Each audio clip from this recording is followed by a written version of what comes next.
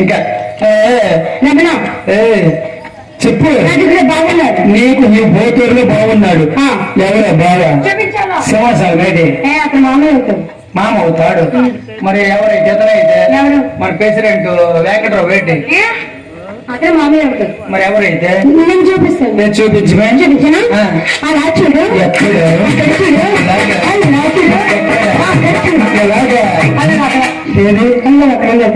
మనలేనే box బక్రేస్తాను. ఏమన్నాడు? ఒకసారిగా గట్టిగా చెప్పరా? పెట్టామని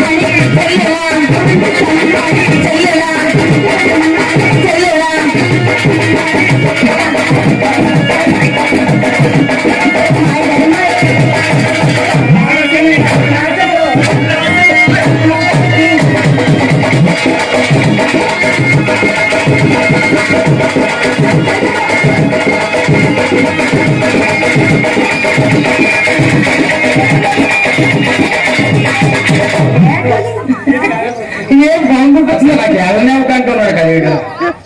నా ఉసిరి మాట్లాడి తాగల. మా చెల్లికి బాగున్నాడా? ఉన్నాడు. ఊళ్ళో బాగున్నాడండి. నీకు కూడా ఉన్నాడా? ఎవరా బావా? చూపించరా? చూపించమే.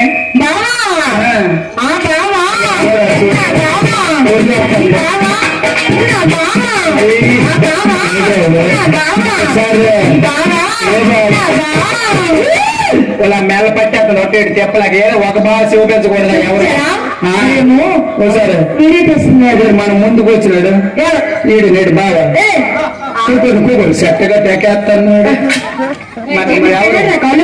మరి ఎవరైతే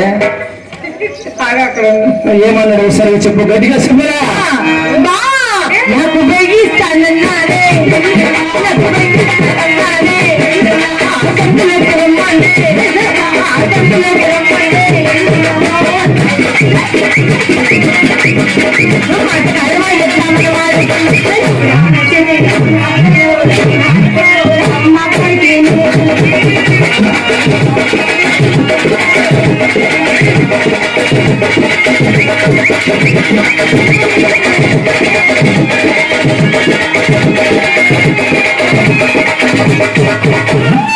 వాళ్ళ మీ ఇద్దరు ఆడుకోరకు మీ ఇద్దరు రాకే రాయారా?